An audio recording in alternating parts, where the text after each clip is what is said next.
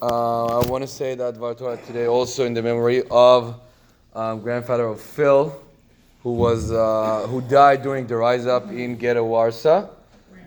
Grandparents. Both of them. This week we're going to mention Yom HaShoah, which Medinat Israel choose to do on the date the rise up in Ghetto Warsaw started, but I hope it will be also in the memory of your grandparents. So I want to take you to another anti-Semitic story. It's called the Beilis affair. If you ever heard of that, it happened in 2nd of April, many years ago. I can't remember now the exact year, but there is two famous streets in Tel Aviv. They're continuing each other: the street of Mazeh and the street of Grotenberg. Right in the middle, it's Allenby that cut in them. And who was those two persons? They were involved in the Beilis affair. So Rabbi Yaakov Mazeh was the chief rabbi of Moscow in those years. The other one was the lawyer of Beilis. What was the story? So that Beilis was a Jew who've been accused of murdering a Christian child in order to take his blood and make matzahs from it. If you ever heard that kind of a story, that was a lot of stories that have been told on Jews during the years, using that theme of taking the blood of Christian child and use that for matzot or whatever.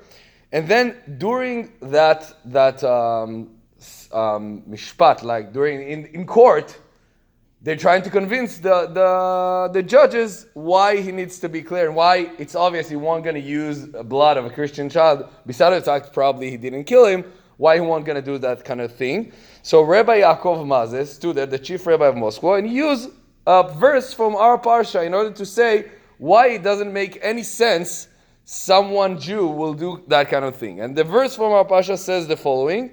This is in Parashat Acharei Mot, which we're going to read this Shabbos.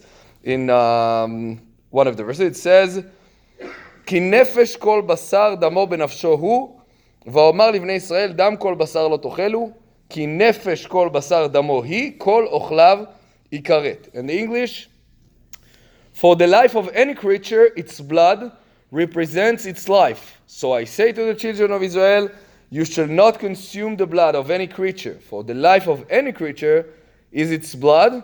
Whoever consume it will be cut off," meaning we would not have any continuing in the next world. So he started to explain them, the judges. You know what? When we open egg, if you see even a small amount of blood, we throw it because we don't want to eat blood.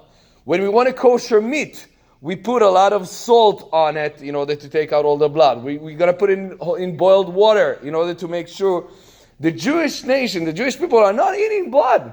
That doesn't make any sense. And eventually, beside of all other evidence they had, that speech of Rabbi Mazeh with that verse convinced the judges to let that Beilis guy free.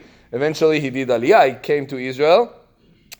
But I think it's powerful. We're entering now to the week of Yom HaShoah, like we mentioned. It's going to be this Thursday. Next week, obviously, Yom HaZikaron and Yom HaAtzmaut. This is very powerful days. I discussed with Rabbi Posner. He told me that, and I got remembered. Like we say, Aseret Yemei Tshuva, between Rosh Hashanah and Yom Kippur, people in Israel also call those days Yemei HaTshuva. It's not exactly 10 days, but Tshuva, it's like rising up, of building from the beginning. Obviously, after the Holocaust and then all the wars we have, to have Medinat Israel, this is amazing. Like it was many years ago, and like it happens in this day, anti-Semitism, it's happening. They would say whatever they're going to say about us, but of course, we're here, we're staying strong, we're staying together, we're going to say the Kaddish for those we lost, but we're here to present them.